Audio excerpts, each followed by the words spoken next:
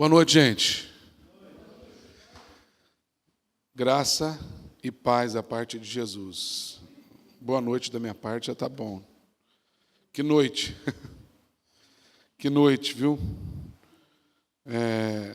Tá ali a minha esposa, Lidiane, com José, Isabela, uma família que Deus me deu de novo hoje. Com esse, eu não sei se é atropelamento, se é o que aconteceu direito, eu não entendi. Mas a Lidiane passou mal na hora e ela está grávida, e eu falei, pronto, vou ficar sozinho aqui agora.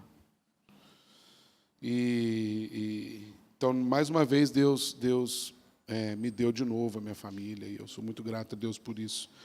Então, peço perdão a você, porque hoje eu estou meio aéreo, assim, eu estou meio ainda tentando entender o que está acontecendo. E isso é bom também, porque a gente fica mais vazio ainda, né? E quanto mais vazio a gente está, mais cheio a gente pode ficar. Né? Quem está cheio não pode ser preenchido. Então, 90 já falou, eu ainda chamo ele de 90 também. Não sei se alguém chama ele de 90 aqui. Mas, ao longo da nossa caminhada, muita coisa Deus tem ensinado mesmo. E, para mim, é um prazer assim, muito grande poder estar mais perto do Arthur.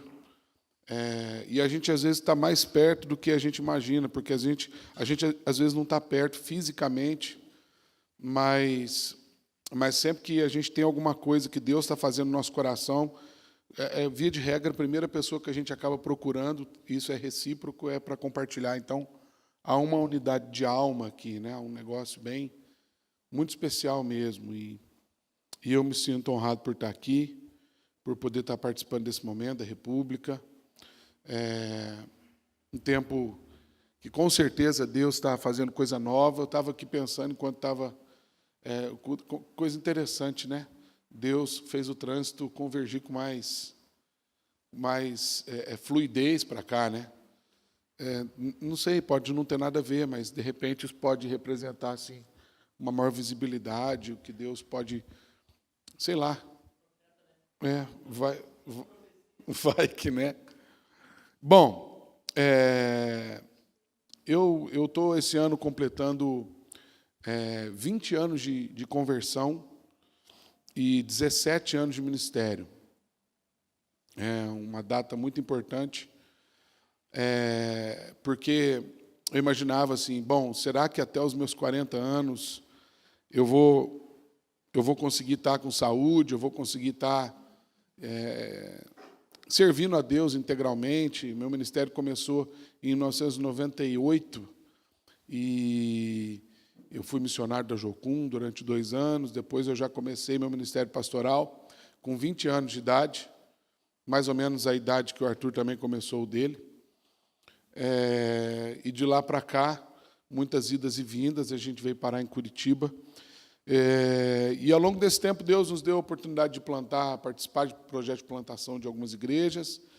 E hoje eu sou pastor ali na Igreja Presbiteriana de Curitiba, que o Cláudio, pai do Arthur, é presbítero, igreja mãe dessa igreja, de alguma forma.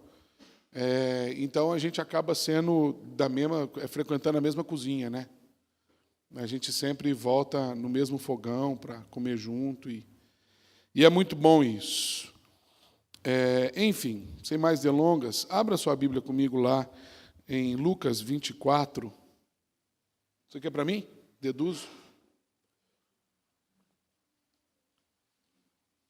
Vai que é uma água benta, né? E eu não estou sabendo.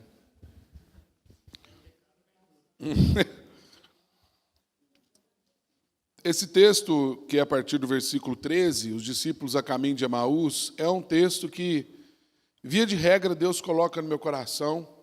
Algumas pessoas estão aí acostumadas a me ouvir, já me viram pregando esse texto. E, mais uma vez, o Senhor, nessa noite, me trouxe para esse texto. E é um texto que tem muita coisa. A gente poderia ficar aqui algumas horas falando nesse texto. Mas eu queria tentar reduzir um pouco a nossa reflexão aqui acerca do que é essa igreja. esse momento que a República está vivendo, vai eleger novos oficiais. Eu creio que cabe uma reflexão acerca da natureza da igreja, o que Deus está fazendo através da igreja, o que Deus pretende fazer através da igreja. E esse texto ajuda a gente a entender um pouco tudo isso aí. O texto diz lá, não sei qual que é a sua versão, eu vou ler aqui, mas diz que naquele mesmo dia, que dia que era esse? O dia que Jesus ressuscitou. Dois dos discípulos de Jesus estavam de caminho para uma aldeia chamada Emaús, distante de Jerusalém, 60 estádios, isso dá uma distância aproximadamente de uns 13 quilômetros. E eles iam conversando a respeito de todas as coisas sucedidas. E aconteceu que, enquanto conversavam e discutiam, o próprio Jesus se aproximou e ia com eles. Seus olhos, porém, estavam como que impedidos de o reconhecer. Então lhes perguntou Jesus: que é isso que vos preocupa e de que ides tratando à medida que caminhais? E eles pararam entristecidos. Um, porém, chamado Cleopas, respondeu dizendo: és o único, porventura, que, tendo estado em Jerusalém, ignoras as ocorrências desses últimos dias? E eles perguntou: quais? E explicaram: o que aconteceu a Jesus, o Nazareno, que era varão, profeta, poderoso em obras e palavras diante de Deus e de todo o povo, e como os principais sacerdotes e as nossas autoridades o entregaram para ser condenado à morte e crucificaram. Ora, nós esperávamos que fosse ele que havia de redimir Israel, mas depois de tudo isso, já é este terceiro dia desde que tais coisas sucederam.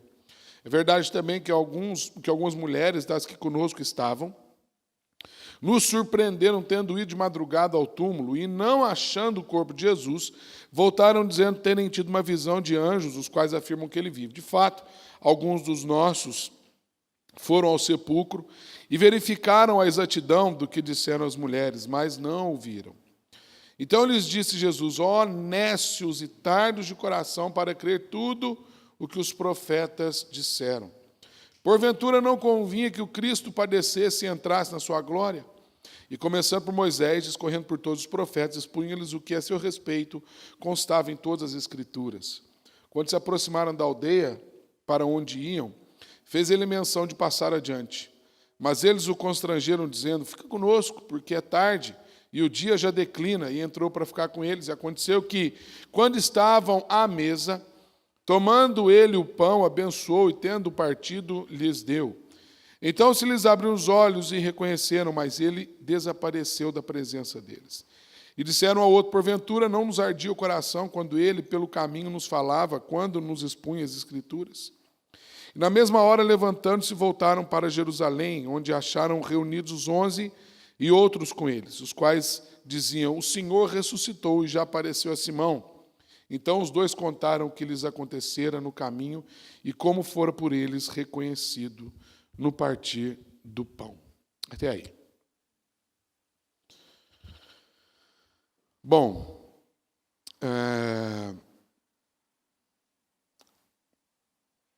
a Bíblia não é um livro de perguntas e respostas.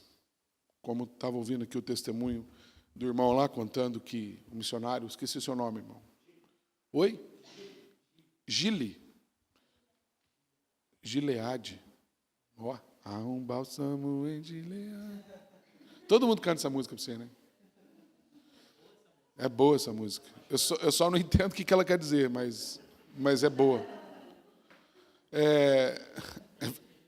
Ele pode explicar. Mas, não, gente, vamos voltar para cá. Brincadeira, irmão. Mas é assim, uma das maiores crises que a gente tem com a Bíblia é que a Bíblia não é um livro de perguntas e respostas.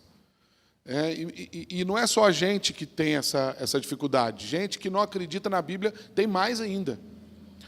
Porque, cara, não tem resposta para todas as perguntas da vida. Se você me perguntar hoje por que Deus preservou a vida da Isabela, mais uma vez, eu vou falar: não sei, cara. A mulher, eu só ouvia a freada e a Elidiane gritando: Isabela, e ela fez o poder da Mulher Maravilha. E o carro parou em cima dela e ela caiu sentada. E eu não entendi nada.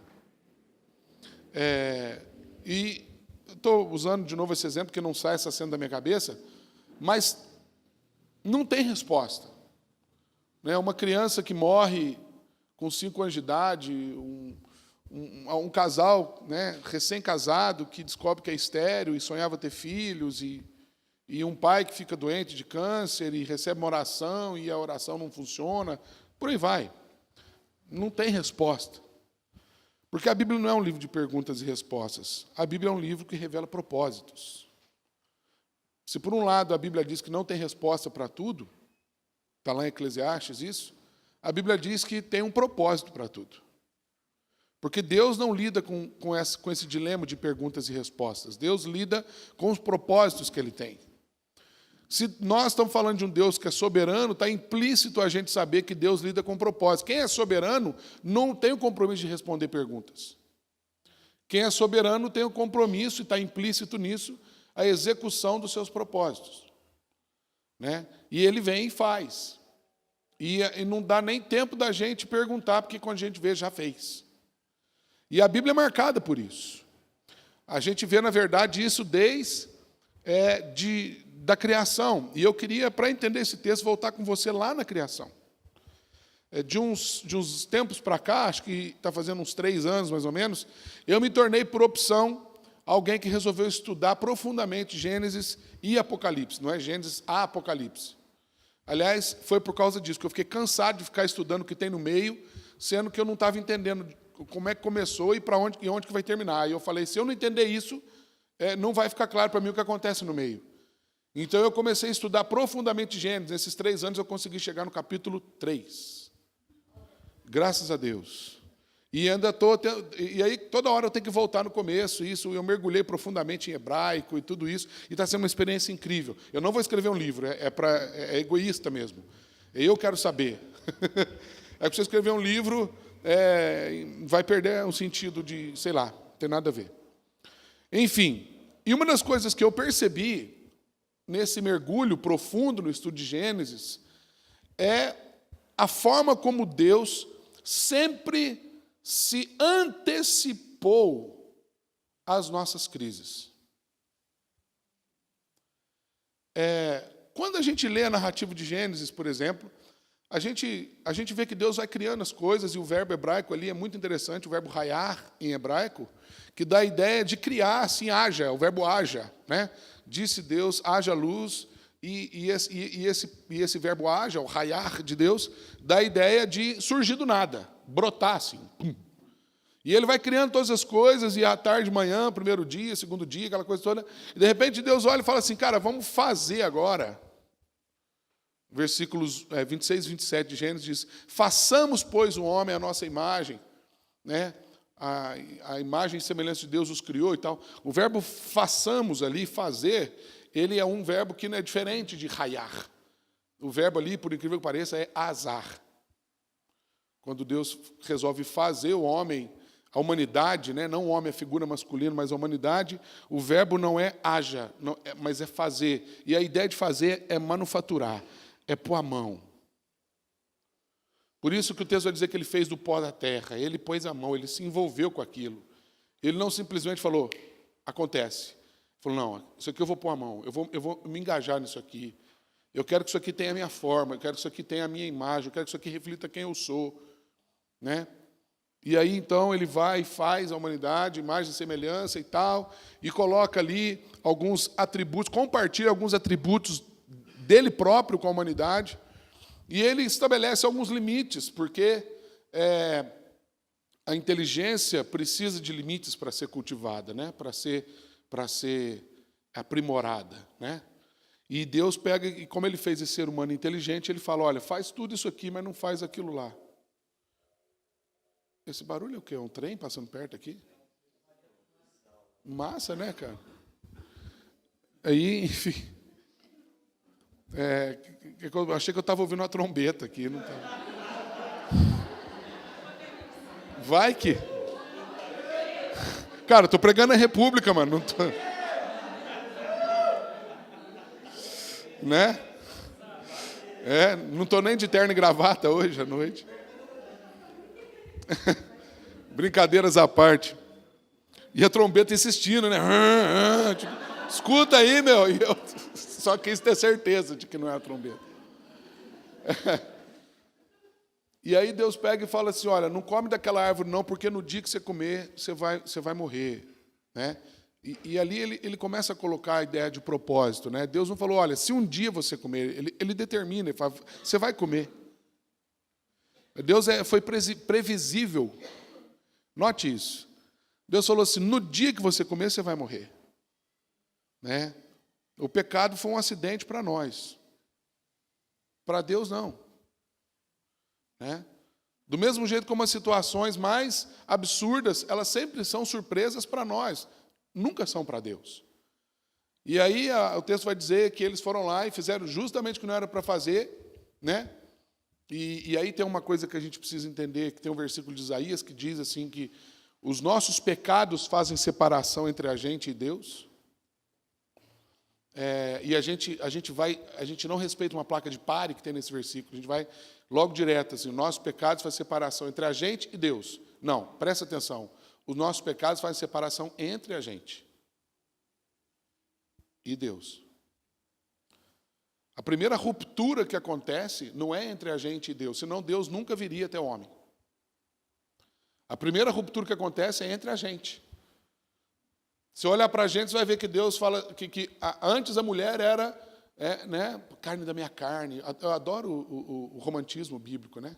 Carne da minha carne. Mulher desse, né, gorda pra caramba. Osso dos meus ossos, magrela pra caramba. Não sei como é que era a Eva. Mas ele olha, ele se identifica e fala assim, nossa, você é a melhor versão de mim mesmo e tal. E depois que acontece, Deus chega e fala, o que aconteceu? Ele fala, eu não sei de nada, foi a mulher que tu me deste. Aquela que antes era a tradução, a melhor tradução da beleza que há em mim, agora é o meu maior pesadelo. E Deus vem e ele tem ali uma conversa com Adão e ele conserta as coisas. E aí eles saem do jardim, aí depois vem sorte de Caim e Abel, e acontece a mesma coisa, né? Deus não se agrada da oferta de Caim, e Deus vai até Caim, então Deus está sempre antecipando. A gente sabe a história, e a história vai seguir em frente, daqui a pouco Noé, né? Estava uma desgraça, Deus se antecipa, ele chega e fala, olha Noé, se prepara. Aí depois Abraão está nessa situação, Deus se antecipa e vem falar, Abraão, sai da sua... Deus está sempre antecipando a nossa crise. E não é diferente nesse texto. A gente começa, o texto, aliás, começa de uma maneira muito interessante, porque ele coloca a igreja numa perspectiva aqui, aliás, ele encaixa a igreja na perspectiva dessa crise, dessa nossa... Parece que há uma tensão constante contra a dinâmica da igreja, que a gente sempre tem a tendência de fugir das coisas. A gente acha que a gente está sempre buscando as coisas. Mas se você parar para pensar, você vai ver que é o contrário. A nossa tendência natural vai ser sempre fugir daquilo que está acontecendo. Por quê? E a gente vai avançar no texto e tentar entender isso.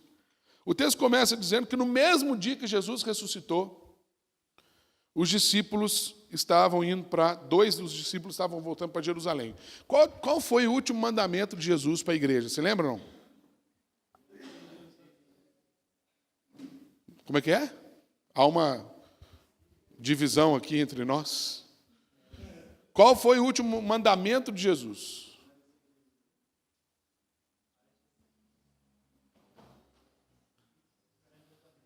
O último mandamento, a última ordem de Jesus foi permaneçam em Jerusalém. Acertou, Hector. Depois você ganha um pirulito de coração. Assim. Essa coisa do fazer discípulos, Jesus está falando do modus vivendi. Ele fala, olha, indo por aí, façam discípulos. O tempo todo, a natureza da igreja é fazer discípulo, mas a última ordem foi, fica em Jerusalém. Se você for ler o texto de Lucas, que historicamente falando é casadinho com o livro de Atos, antes eram 2 livros em um, e depois na hora de organizar o cânon, eles preferiram separar. Mas se você terminar o último versículo 53, do capítulo 24 de Lucas, e começar a ler Atos de novo, tirando a introduçãozinha, você vai ver que é a sequência. Depois disso aqui, Jesus ascendeu aos céus, e ele deixou o seguinte mandamento: ficam na cidade, até que do alto vocês vão ser revestidos de poder. E aí, Atos 1:8, então, sereis minhas testemunhas, tanto em Jerusalém, como toda a Judéia e Samaria, até os confins da terra. E acontece justamente o contrário aqui. Jesus tinha ressuscitado, aliás, Jesus tinha falado que ia ressuscitar. Os caras não levaram Deus a sério, e mais do que isso, os caras saíram de Jerusalém. Agora, a pergunta é, o que levou esses caras a saírem de Jerusalém? O que gerou tamanha frustração no coração desses caras? O texto segue dizendo que eles iam conversando a respeito das coisas sucedidas. Eles conversavam acerca das coisas sucedidas. Para aqui comigo e pensa. Qual tem sido a pauta da sua conversa em relação à sua igreja? O que você conversa, se é que você conversa sobre a sua igreja? Porque a maioria de nós, quando termina o culto, a gente vai falar do nosso time de futebol, a gente vai falar do que a gente vai comer, a gente vai falar de como é que vai ser a nossa demanda da semana de trabalho. A maioria de nós. Mas quando a gente resolve falar da igreja, o que você fala sobre a igreja? Qual é a sua impressão acerca do que Deus está fazendo na igreja? E diz que quando eles começaram a conversar, o próprio Jesus se aproximou e ia com eles. Mas os seus olhos estavam como que impedidos de o reconhecer. Só para não escorregar aqui o negócio, há uma discussão teológica por que isso aqui aconteceu. Eu não quero entrar nesse mérito, mas uma coisa é certa. Como pode alguém que andou com Jesus, que viu muita coisa que Jesus fez, porque se a Bíblia está dando nome próprio para um cara aqui chamado Cleopas, e isso é algo importante na gramática do Novo Testamento, sempre que você encontra um nome próprio é porque essa pessoa é chave, essa pessoa é conhecida de quem está lendo. Então, por isso que não tem nome de todo mundo na Bíblia, mas os nomes que tem é para que as pessoas façam conexões. Ah, Cleopas é aquele cara. E dá nome próprio para um deles aqui. Então, isso quer dizer que era alguém que, de fato, provou daquilo ali com Jesus. Era um discípulo chegado de Jesus. Então, há duas respostas para isso mais correntes. A primeira delas é de que Jesus ressuscitou e provavelmente ele adquiriu um corpo que é diferente desse que a gente vê. É o corpo ressurreto de Jesus. Porque ao mesmo tempo que ele tem fome, porque ele aparece para os caras e pede, vocês têm alguma coisa para eu comer aí? Ao mesmo tempo que ele pode ser palpado, ele chega para Tomé e fala, põe aqui a sua mão, lembra disso? Ele também atravessa a parede, porque as portas estavam trancadas onde ele estava, e Jesus apareceu no meio deles. Ele some daqui, aparece lá em Emaús, de repente ele volta. É um negócio assim que não dá para a gente entender. E a gente só vai entender o que é o corpo da ressurreição quando a gente ressuscitar. Então, é muito subjetivo a gente olhar por esse lado. A principal característica, embora sejam quase que forçar um negócio aqui, eu não quero forçar isso, mas a minha impressão é que quando a nossa pauta, quando o nosso coração, quando as nossas expectativas a respeito do que Deus está fazendo, quando o nosso entendimento a respeito do que Deus quer fazer está perdido, a gente não consegue reconhecer Jesus. E a gente começa a atribuir erros a Jesus. A gente começa a achar que Jesus está alienado da nossa história. Você já reparou isso na sua vida, não?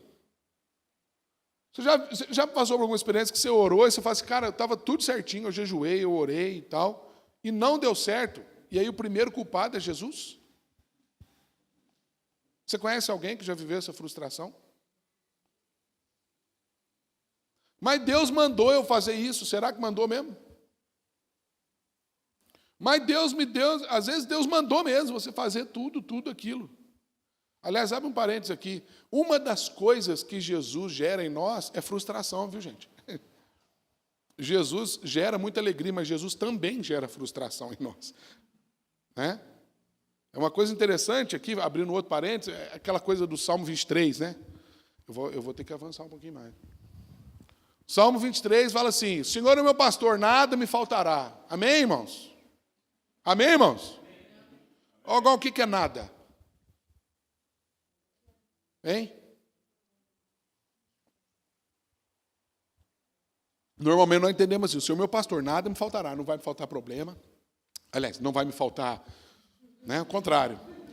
Não vai me faltar pão de cada dia, não vai me faltar bênção, não vai me faltar presença, mas é justamente isso. Nada é o quê? Nada é tudo. Então, o Senhor é meu pastor, nada me faltará. Também não vai faltar para você frustração, medo, angústia, nada, nada é nada. E nós achamos que o Senhor é meu pastor, nada me faltará, só coisa boa. É ou não é verdade? E aí, às vezes, começa a faltar, você fala: Senhor, o Senhor deixou de ser meu pastor?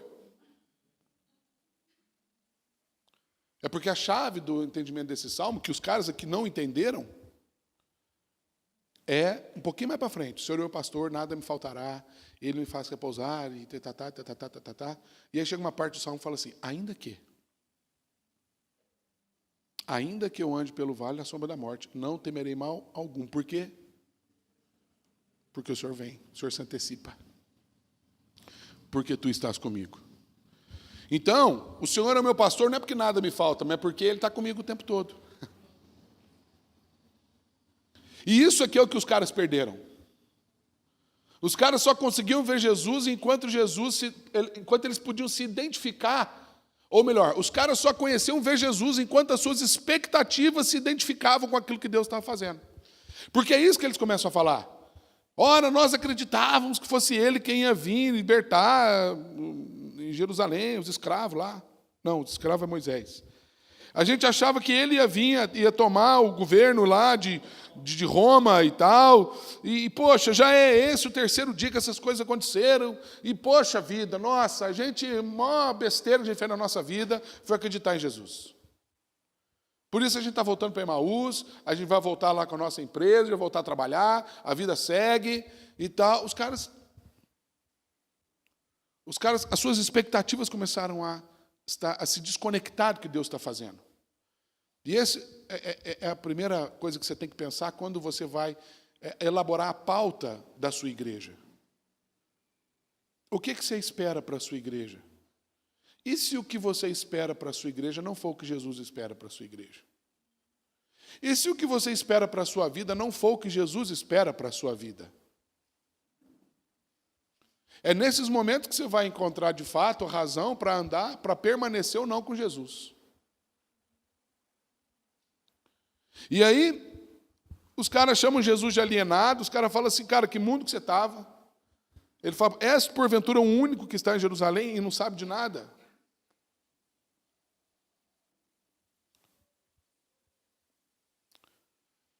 Deixa eu falar uma coisa para você.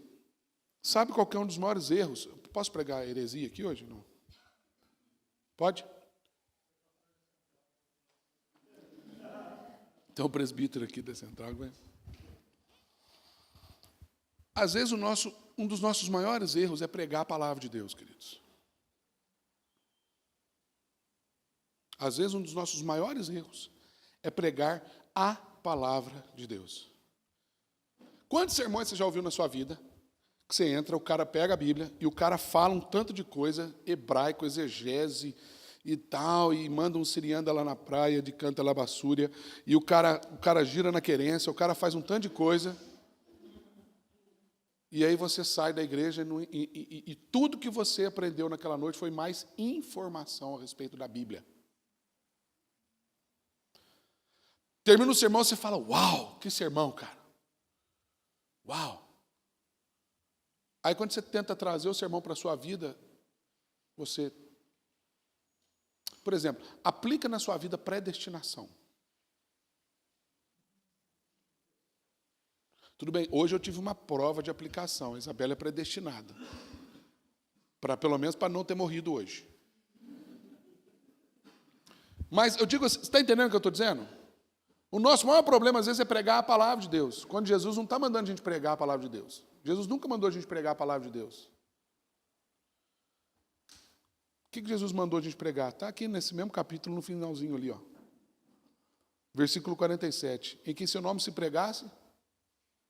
Versículo 47. Você está com a sua Bíblia aberta?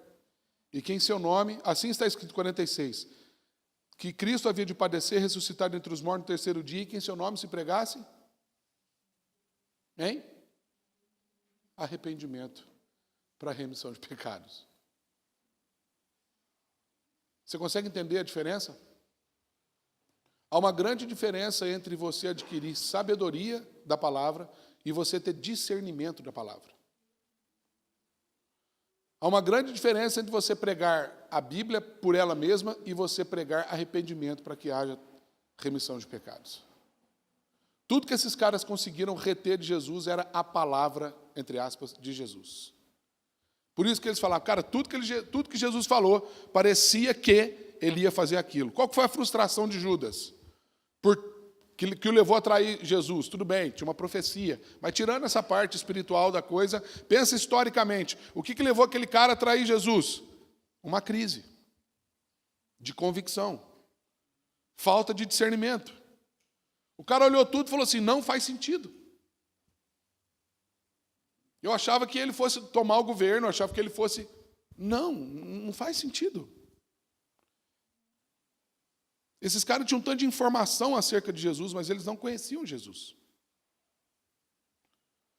Esses caras tinham tanto de experiências com Jesus, mas eles não conheciam Jesus.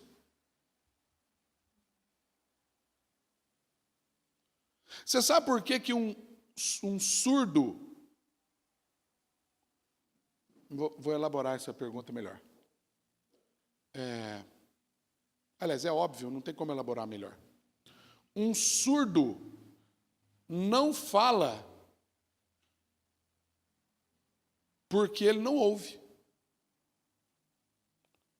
Já reparou nisso? O surdo não é mudo. Ele é surdo, mas porque ele não ouve, ele não consegue falar, ele emite sons.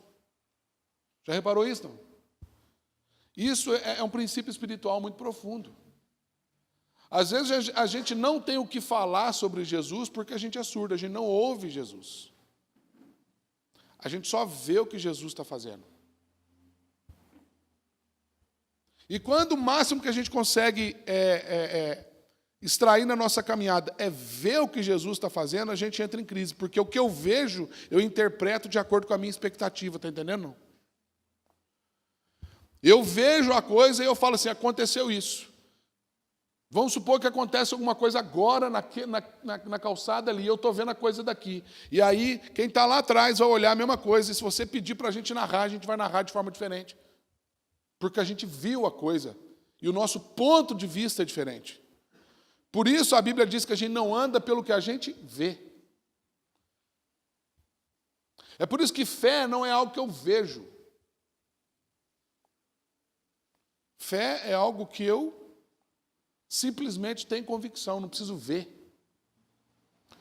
É por isso que Jesus mais tarde vai falar para Tomé, porque você viu, você creu. Bem-aventurados aqueles que não viram e creram. Alguém está entendendo o que eu estou dizendo? E essa era a crise deles, e essa às vezes é a nossa crise em relação à nossa igreja. Porque a gente está vendo um tanto de coisa e a gente está achando que a gente está entendendo o que Deus está fazendo, mas se a gente não conhece Jesus, o risco da gente se frustrar diante daquilo que a gente está vendo é muito grande. E foi para isso que Jesus foi até esses caras. Foi para corrigir esse negócio. Deixa Deus ministrar uma coisa no seu coração aqui, olha. O mover de Deus não está no sobrenatural de Deus. A gente às vezes ora para que Deus venha com sobrenatural sobre nós, para que Deus venha com o mover dele sobre nós. E a gente acha que o mover de Deus significa algo sobrenatural. Não. Está errado isso. O mover de Deus acontece na nossa vida mediante obediência. É quando a gente obedece que as coisas se movem. Se vai ser sobrenatural ou não, é outro problema. Elias, por exemplo, esperava ver algo sobrenatural de Deus. E ele foi ouvir a voz de Deus como? Você lembra? Alguém se lembra? Numa brisa suave.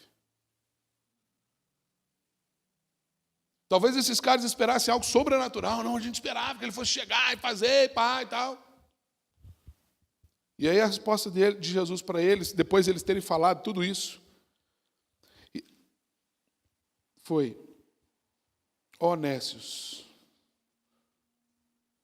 ó recém-convertidos, a NVI traduz, imaturo,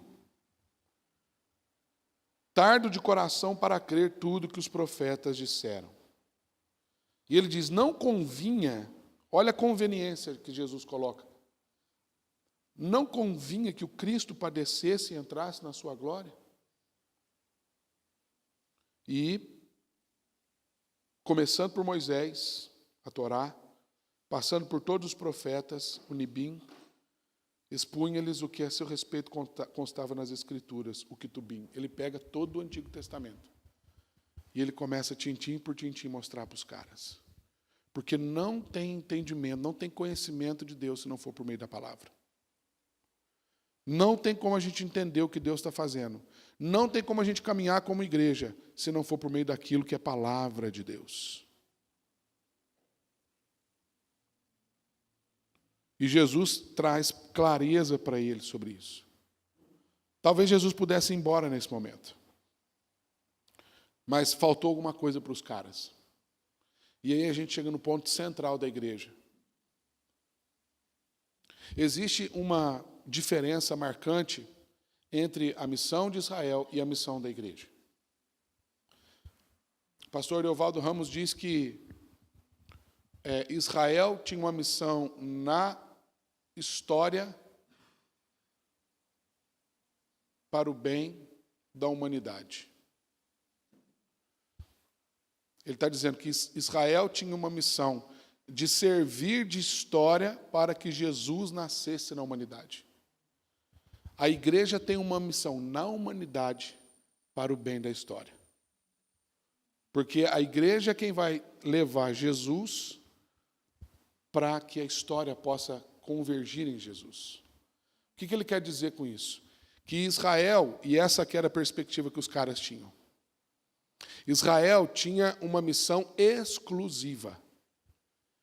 Em Êxodo 19, versículo 5, Deus fala assim para Moisés: você vai lá para o povo e diz assim: agora, pois, se diligentemente ouvirdes a minha voz e guardardes a minha aliança, então sereis minha propriedade peculiar dentre todos os povos, porque toda a terra é minha. São essas as palavras que dirás aos filhos de Israel.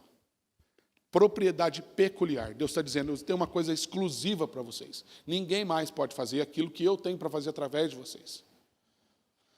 O apóstolo Pedro, lá no Novo Testamento, 2 Pedro 2,9, ele faz uma releitura desse versículo, mas ele diz assim: vós, porém, sois, falando para a igreja, raça eleita, sacerdócio real, nação santa, povo de propriedade exclusiva de Deus. Beleza, até aí ele fez uma releitura de Êxodo 19,5. Mas aí ele coloca uma palavrinha que desencaixa uma pecinha e encaixa outra, que é a fim de.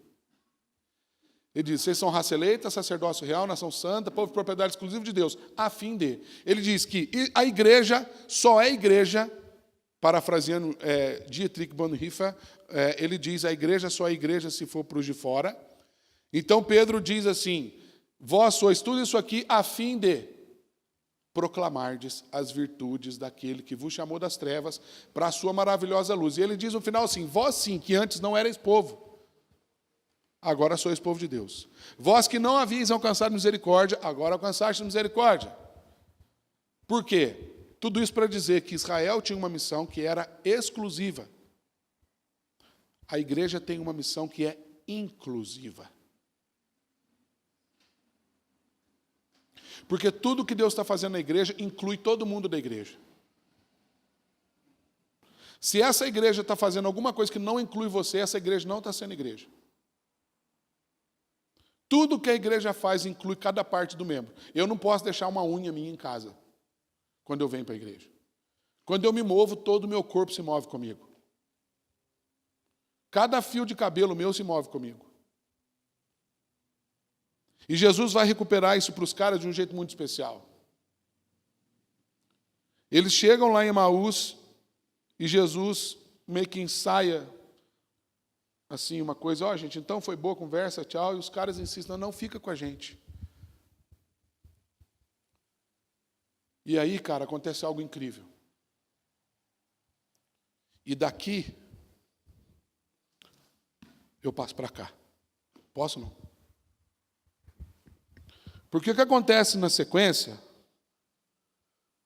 é algo incrível. Vou começar aqui, depois você chama os seus presbíteros, tá bom? Os caras chegaram lá, chamaram Jesus para dentro. E Jesus, então, entrou na casa dos caras. E ele fez algo incrível. Ele pegou um pedaço de pão. Vamos chegar para lá?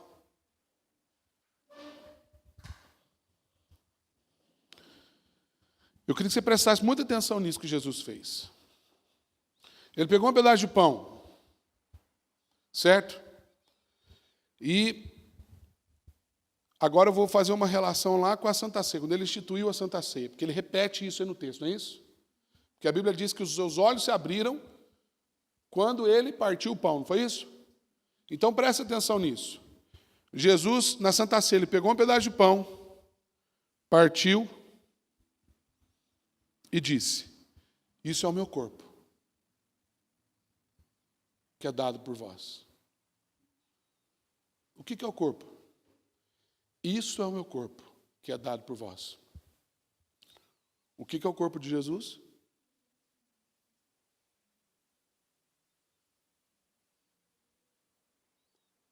Exatamente foi essa a reação dos discípulos que os levou para Emaús. Eles não sabiam responder exatamente. Porque parte de nós vai pensar que isso aqui é o corpo, por isso que a gente come um pedacinho. Mas isso aqui continua sendo pão. Não é isso aqui que é o corpo. O corpo é isso. Isso é o meu corpo. Tomai e comei. Tomai e comei quem? O meu corpo. É invertido. Não é tomai o meu corpo. Jesus está dizendo que o meu corpo tome e come e coma. Porque esse lugar aqui, ó, a mesa, é a marca do Novo Testamento. A grande crise dos discípulos é que eles ainda estavam olhando Jesus na perspectiva do Antigo Testamento. Por isso eles achavam que Jesus ia ser o profeta, que ia chegar e acabar com... Porque as profecias davam entendimento disso. Ele vai destruir o templo, ele vai tomar e tal. O próprio Deus tinha falado assim, olha, construam lá um tabernáculo e tal, o Santo dos Santos, coloca uma arca, um cara vai entrar lá uma vez por ano, fazer todo o ritual, e os caras estavam sendo norteados por isso. Mas quando Jesus chegou na história e ele foi lá tentar fazer o ritual, o que ele encontrou no templo foi uma cambista danada de gente vendendo um tanto de coisa, ele mete o pé em tudo e fala, nunca mais vou voltar nesse inferno desse lugar. Ele ia na sinagoga e pregava, o pessoal falava, vaza daqui, seu herege, seu ignorante. O cara está falando que é filho de Deus, você é filho do Zé Carpinteiro, da Dona Maria, jogava bola na rua de casa, eu te conheço, moleque. Ele falando que é filho de Deus. Era isso que os caras falavam para Jesus. Então, onde é que Jesus fazia? O que Jesus fazia? Ele entrava na casa de pecadores, sentava na mesa com eles. E ali as coisas aconteciam. Quando você chega numa consulta médica, e o médico está sentado atrás de uma mesa, é rico, pobre, é branco, preto, todo mundo está doente, do mesmo jeito precisa do mesmo médico, a mesa equaliza isso. A mesmo lugar onde você deita para uma cirurgia e depois coloca um tanto de pano e rasga seu peito, não importa a sua cor e a sua conta bancária, você é um tanto de sangue e sujeira do mesmo jeito. A mesmo lugar onde você fecha negócio, a mesmo lugar onde você atende as pessoas, a mesmo lugar onde você escreve as coisas, a mesmo lugar onde você senta para comer, a mesmo lugar que nos reúne. E Jesus senta na mesa, ele pega um pão e ele recupera essa identidade na igreja. Ele parte o pão, porque todo o entendimento bíblico passa por uma peneira chamada comunhão. E a palavra comunhão na Bíblia é muito forte. A palavra comunhão diz respeito da relação entre tendões e membros. A morfologia da palavra grega para comunhão é a mesma que vai dar a ideia de tendão, que gera movimento. Se o tendão se rompe, o membro se torna inútil. Né? Um paralítico, por exemplo, quando ele tem o problema de ruptura de medula, é justamente esse o problema. A tendência agora é ele perder toda a musculatura, não só os movimentos. Né? Alguns têm que amputar, porque perde o contato. Lá em Ezequiel, aquela coisa do vale de ossos secos, né? Então, a parte que fala que, na segunda vez que ele profetiza, então ele passa a ver tendões, e ali o corpo começa a ser formado. Na primeira vez, só ajuntamento de ossos. Na segunda vez, ajuntamento de músculos e tendões são formados. Para que, então, aqueles ossos se coloquem em pé. Você lembra disso? E a ideia de comunhão é a ideia de movimento, a ideia de conexão. E Jesus reconecta esses caras à missão deles. Por isso que o texto termina dizendo para a gente assim, então os olhos deles se abriram e os caras falaram, meu Deus, o nosso coração ardia, a gente não percebeu, porque a gente não estava em comunhão. Porque a gente estava desconectado com o que Deus está fazendo. Porque as nossas expectativas estavam totalmente conturbadas e corrompidas pela nossa leitura dos fatos. É por isso que a gente precisa ter o entendimento do que Deus está fazendo na nossa vida, na nossa igreja. Igreja é a missão de Deus. É por isso que Deus vai o tempo todo atrás dos seus discípulos. Igreja é ponto de encontro de pecadores. Igreja não é lugar para pregar a palavra. Igreja é lugar para pregar arrependimento através da palavra. Igreja é um lugar onde homens e mulheres que antes tinham uma conduta de vida não tem mais, porque são ali transformadas. A gente não pode perder o entendimento disso. É por isso que isso aqui faz todo sentido nessa noite. Que eu posso olhar para você, você pode olhar para mim, a gente se vê totalmente fraco, e a gente, de repente, que na partilha a gente é fortalecido e a gente é recolocado por Jesus na nossa missão. Eu não sei para onde você está andando, não sei se você está andando para Emaús, eu não sei se você está voltando para Jerusalém, mas eu quero te dizer uma coisa. Está na hora de você parar de ter expectativas em relação ao que Deus está fazendo e investir mais na sua comunhão com a sua igreja. Está na hora de você resolver engolir, entre aspas, as suas dúvidas, porque a Bíblia não tem resposta para todas elas. E está na hora de você pagar o preço que Jesus pagou para que a igreja seja a igreja. Esses caras voltaram para Jerusalém para enfrentar problema. Se esses caras continuassem em Emaús, talvez a vida deles, eles iam ser esquecidos em Emaús, nunca mais teriam um problema na vida. Mas eles voltaram para Jerusalém para ser perseguido, para ser açoitado, para ser preso, para apanhar. A gente vive um tempo onde a igreja tem sido um lugar, assim, eu não gosto dessa expressão, igreja é o hospital né, espiritual. Quem disse isso, cara? Isso é uma mentira desgraçada. Se fosse hospital, faz 20 anos que eu estou na igreja, cada vez que eu estou pior. Nunca melhorei nas minhas crises, pelo contrário, quanto mais eu conheço a Bíblia, mais crise eu tenho. Não existe isso. E aí as pessoas vêm para a igreja para procurar uma palavra de conforto. Desculpa. Tem umas pessoas visitando a República, se você vem aqui procurar uma palavra de conforto, desculpa, esse não é o seu lugar. Vai ler Paulo Coelho que você vai se dar melhor. Ou alguma coisa parecida. Igreja é lugar onde eu e você rasgamos nosso coração e falamos assim, não estou entendendo nada, mas eu descanso naquele que faz todas as coisas. Porque quando eu tiver crise, ele vai sair de lá e vai vir aqui e vai me recolocar de volta naquilo que eu tenho que ir.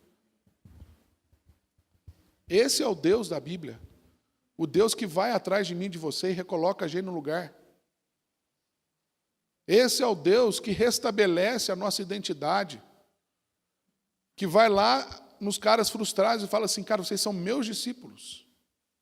E todo aquele que o Pai me dá, esse vem a mim. E todo aquele que vem a mim, de modo algum lançarei fora. Igreja é lugar de gente como a gente. Mas igreja também é um lugar de gente que está disposta a servir, que está disposta a pagar o preço, que está disposta... Aliás, nesse mesmo texto, já estou quase acabando, só lendo o finalzinho, depois o que acontece. Versículo 44 em diante, as últimas palavras de Jesus, ele fala assim: a seguir, Jesus lhe disse, mais uma vez, são essas palavras que vos falei, estando convosco, que importava que se cumprisse. Ele volta para a palavra. Tudo que está escrito na lei de Moisés, nos profetas, nos salmos. Então lhes abriu o entendimento para compreender as Escrituras. E lhes disse, está escrito, que o Cristo havia de padecer. Não tem outro caminho, meu irmão. É padecimento. Não tem ressurreição sem padecimento. Só ressuscita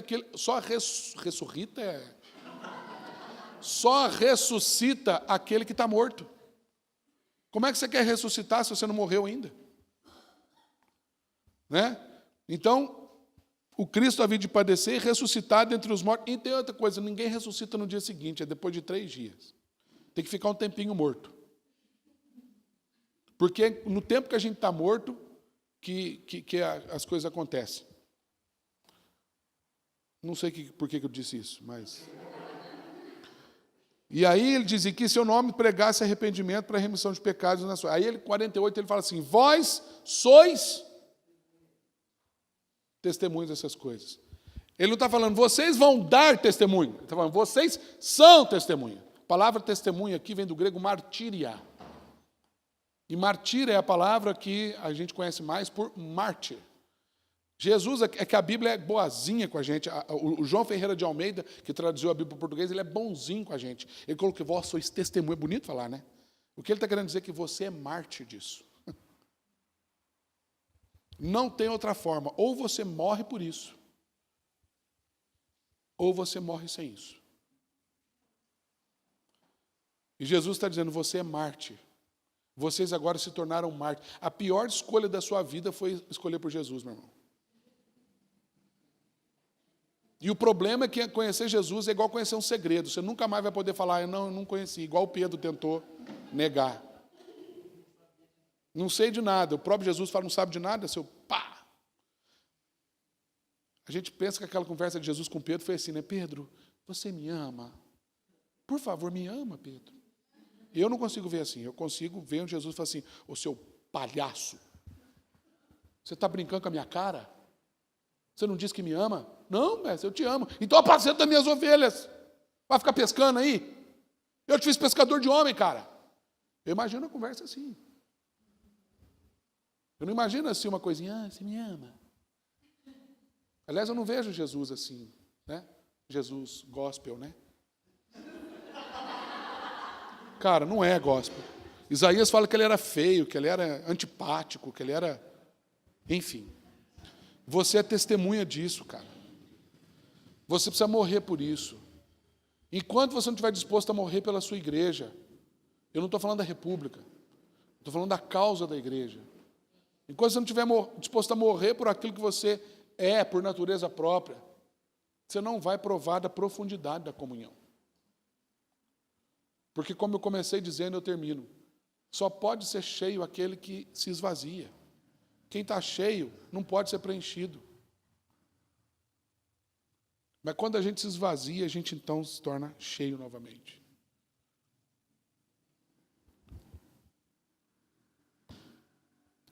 A gente vai orar antes de ministrar propriamente a ceia. E eu queria que você refletisse nisso tudo. Quais são as suas expectativas em relação ao que Deus está fazendo na sua igreja, na sua vida? Talvez essa seja uma noite para você colocar assim, Deus, aquilo que o pastor já falou aqui. Né? Eu quero confiar no Senhor e não no meu entendimento. É a mesma coisa. O Espírito Santo está trazendo tudo isso para esse lugar. Essa é a palavra de Jesus para nós nesse domingo. Não confia mais no seu entendimento. Não se mova mais com as suas expectativas. Aliás, em Isaías, Jesus disse que está fazendo novas todas as coisas. O outro profeta lá vai lembrar que todo dia Cristo faz as coisas novas, porque as misericórdias do Senhor são a causa de nós não sermos consumidos. É dia após dia. Então talvez hoje seja uma noite para você morrer com as suas expectativas, para ter os olhos abertos e voltar para Jerusalém, e voltar para o lugar de começo.